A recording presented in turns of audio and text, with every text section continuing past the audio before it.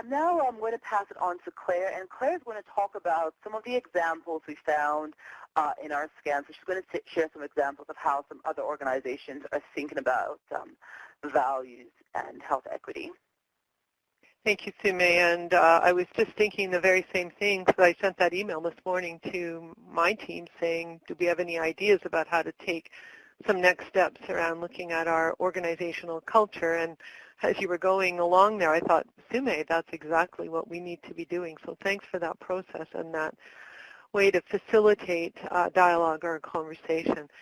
So we have 3 examples here, and the references are there for you on the slides, and I see some people asking for the slides, and we'll make sure that they're available to you.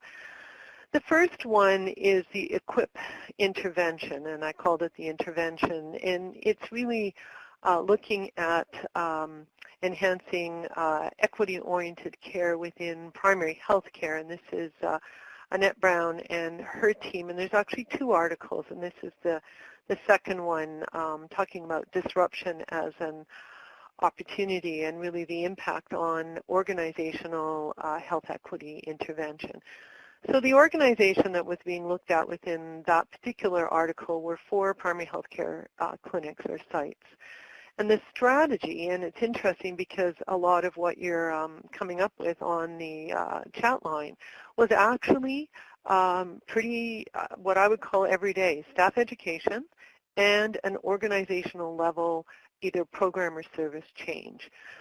What they did wasn't every day, it was very forward thinking. They actually implemented staff education and service changes that included cultural safety, trauma and violence-informed care, and also really looking at how to tailor the services, the programs, the care that was being provided within those clinics to that actual context or neighborhood within which it was seated. So those are very forward-thinking and not easy to do across an organization. So that was the strategy and actually became really the intervention for organizational change.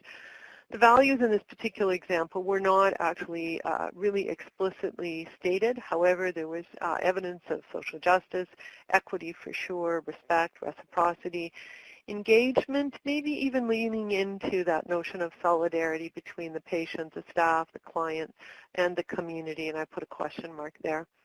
In each of these examples, I kind of tried to pull out outcomes or enablers, and I'm going to tell you that those 2 things are hard to make into discrete boxes, but this was sort of my perspective on these 2 examples, or 3 examples. So some of the outcomes were increased staff awareness and confidence.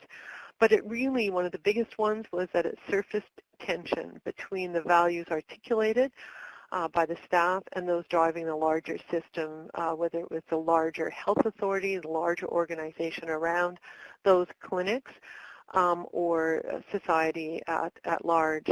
But it also resulted in a number, and the article actually identifies them very nicely, of very clinic-specific key equity-oriented actions. So there were some real actions as outcomes.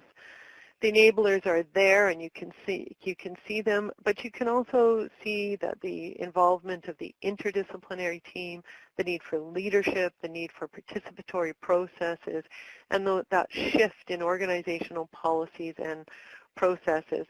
And the other thing that's interesting is the pace of change. Sometimes it might be slower than we think, and we need patience. So example number 2 was an example of nurses working with street-involved populations, and this is Bernie Pauly's work, and the article, as you can see there, Shifting Moral Values to Enhance Access to Health Care. And it was a number of community health centers as well as an emergency department that worked with populations experiencing homelessness and substance use. And what they did was implement a harm reduction philosophy at an organizational level, and it shifted the organization and the organization values. The values were reciprocity, social justice, and equity, but some of the outcomes, again, were interesting. It surfaced those value tensions between what was required in practice and what was driving the larger health system, often in terms of time, that it was required to practice from harm reduction philosophy and the time that it was felt within the organization to move people through, especially in that emergency department perspective. Some of the enablers, some of the things that really helped to shift the values in the organizations that were here and exemplified in this research was a shift in their organizational policies and processes. Dialogue and discussion was highlighted over and over again, participatory processes, but having access to relevant and accessible data and information so that that change could occur in a good way, and knowledge of the community context again. And example number 3 takes it at a bit of a different perspective, and this is an example in Winnipeg, where the Winnipeg Regional Health Authority actually did some really solid work around articulating equity as an actual value within their region-wide, so the larger health region organization strategic plan, and it was put out in 2015.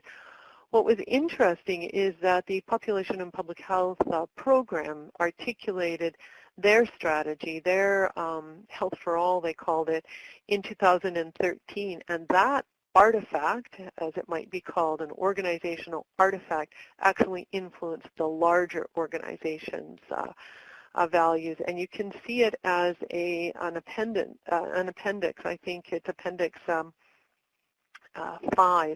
I've got my page here in that document that's online. On page 134, you'll see the actual population and public health plan within it. So the strategy is actually having a strategic plan that explicitly integrates equity as a core value. You can see the values, and many of them have been stated today, of the Regional Health Authority, and then specifically of public health. Some of the outcomes were, again, increased awareness, possibly confidence that the organizational values were actually articulated, common language and goals. We heard that earlier.